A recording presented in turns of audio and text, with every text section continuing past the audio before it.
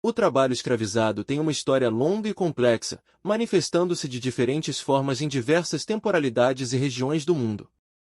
Para entender melhor essa evolução, é útil considerar algumas das principais épocas e contextos em que a escravidão ocorreu. Antiguidade. Egito Antigo. No Egito Antigo, a escravidão era uma prática comum.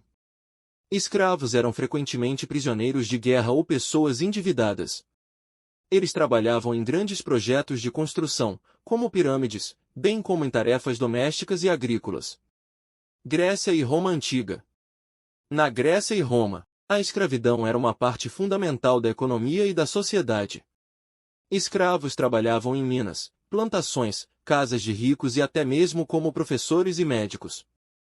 Embora houvesse alguma mobilidade social limitada para escravos libertos, a maioria vivia sob condições severas e com poucos direitos. Idade Média. Europa. Durante a Idade Média, a escravidão diminuiu na Europa Ocidental, sendo amplamente substituída pelo sistema feudal, onde servos, embora não fossem escravos, estavam vinculados à terra e ao senhor feudal. No entanto, a escravidão ainda existia em algumas áreas, como na Península Ibérica e em territórios controlados pelos muçulmanos. Mundo Islâmico. No mundo islâmico medieval, a escravidão era comum e escravos eram obtidos principalmente por meio de conquistas e comércio. Eles trabalhavam em várias funções, desde tarefas domésticas até como soldados, mamelucos e administradores. Era moderna. Tráfico transatlântico de escravos. Do século XV ao XIX, o tráfico transatlântico de escravos foi uma das formas mais brutais de escravidão. Milhões de africanos foram capturados, transportados em condições horríveis através do Atlântico e vendidos nas Américas. Os escravos eram essenciais para a economia de plantation nas colônias europeias, trabalhando principalmente na produção de açúcar, tabaco e algodão. Escravidão nas Américas. No Brasil, a escravidão começou no século XVI e só foi abolida em 1888, sendo o último país das Américas a abolir a escravidão. Nos Estados Unidos, a escravidão durou até 1865, quando foi abolida pela 13ª Emenda após a Guerra Civil. Em ambos os casos, a escravidão deixou profundas cicatrizes sociais e econômicas. Século XX e XXI. Escravidão moderna. Sara não vai sair para Embora receber a a gente? escravidão seja oficialmente Não vai legal sair? em todos os países, formas contemporâneas de escravidão ainda existem. Isso inclui trabalho forçado, tráfico de pessoas, servidão por dívida e exploração infantil. Estima-se que dezenas de milhões de pessoas estejam em condições de escravidão moderna, trabalhando em indústrias como a pesca, agricultura, construção e em situações de servidão doméstica. Casos específicos. No Brasil, a prática do trabalho análogo à escravidão ainda é um problema sério, especialmente em áreas rurais e na indústria de construção. A O comercialização governo dos brasileiro, escravos aqui no com Brasil apoio começou de em organizações 1560, internacionais, graças ao tem rei do implementado Congo, medidas Afonso para I, combater essa que deu os prática, escravos aos reis como de listas Portugal, sujas de D. Manuel empregadores I e e D. operações de João fiscalização. III, em troca de construir Conclusão: igrejas a e escravidão, instituições em religiosas suas no reino do múltiplas Congo, formas, em que o evoluiu ao Afonso longo I do tinha tempo, acabado de mas se sua converter ao essência de cristianismo exploração e e acolhendo desumanização visitas dos permanece. portugueses. A luta E contra a nisso, escravidão os navios moderna negreiros continua surgiram sendo para o uma transporte de prioridade escravos global, da África para o exigindo Brasil. cooperação internacional, Em um certo legislação tempo, a rigorosa fome e dos escravos conscientização cresceu pública para e erradicar pouco essa tempo depois violação o dos comércio direitos ficou fora de humanos. controle. Afonso tentou controlar a situação. Numa carta endereçada ao rei Dom João III de Portugal, o rei chamou a atenção para a forma como o tráfico de escravos estava gradualmente a despovoar o seu reino e tentou impedi-lo. O nosso país está a ficar completamente despovoado, e Vossa Alteza não deve concordar com isso, salientou o rei Afonso I. É a nossa vontade que nestes reinos não haja comércio de escravos, sublinhou ainda. O comércio foi impulsionado pela ganância, tanto dos comerciantes portugueses como do povo congolês, que, como Afonso escreveu, estava desejoso pela chegada das mercadorias portuguesas trazidas para a região pelos comerciantes.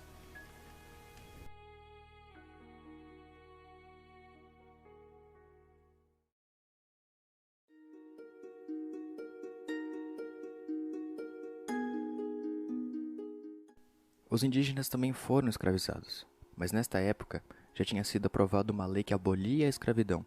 Já os negros não, porque o preço médio deles barateou. ultrapassando a população indígena no Brasil e voltando-se tudo para os negros. E nisso foi formado o Quilombo dos Palmares, uma região no atual estado de Alagoas, com a maior comunidade remanescente de quilombo, ou seja, os africanos escravizados. Foi um dos grandes símbolos da resistência dos escravos no Brasil e foi alvo de expedições organizadas por portugueses e holandeses, sendo destruído em 1694 e seu líder Zumbi dos Palmares foi morto no ano seguinte em uma emboscada.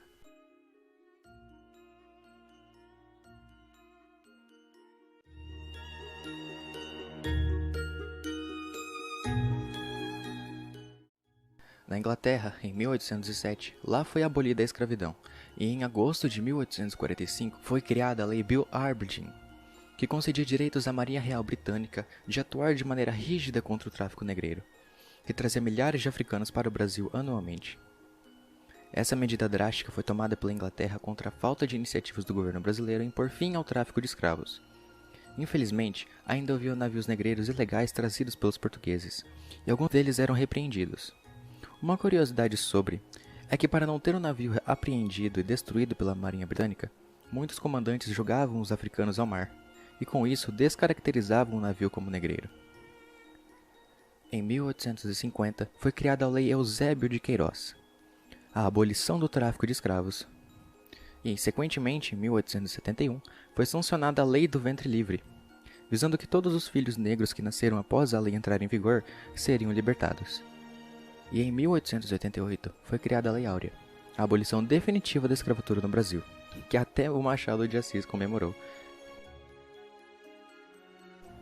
Houve sol, e grande sol, naquele domingo de 1888, em que o Senado votou a lei, que a regente sancionou e todos saímos à rua.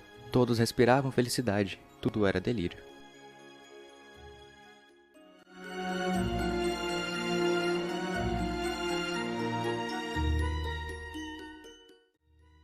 Se manifestou uma ideologia bastante contraditória, a democracia racial.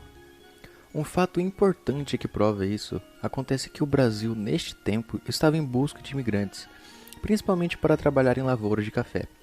Atraídos por anúncios publicados pelo próprio governo brasileiro em jornais do exterior, os americanos esperavam encontrar um paraíso racial, onde não havia preconceito e todos tinham oportunidades.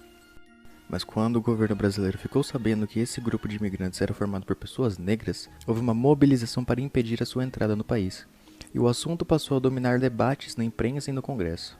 Preocupados em manter a imagem de democracia racial, que era cultivada pelo Brasil com orgulho, defensores do veto alegaram que os americanos não estavam sendo rejeitados por serem negros, mas sim porque poderiam perturbar a ordem pública. A motivação não seria, portanto, racial, e sim de segurança nacional.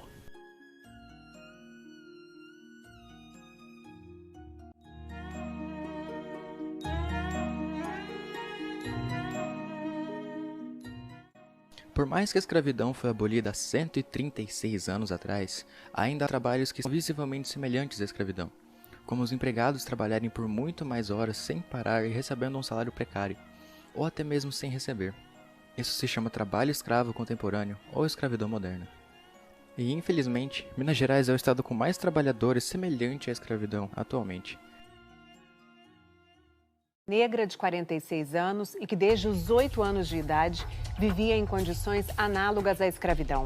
Uma investigação do Ministério Público do Trabalho revelou a história da Madalena, uma doméstica explorada por uma família de Minas Gerais.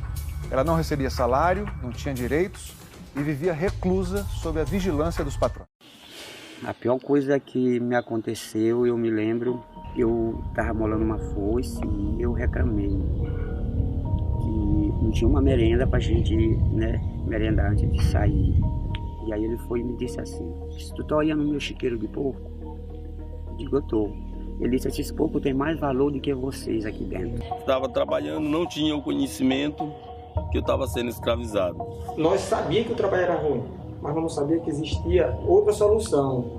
Porque a gente pensava até que ali era porque Deus queria que a gente estivesse ali, então tinha que ser daquele jeito.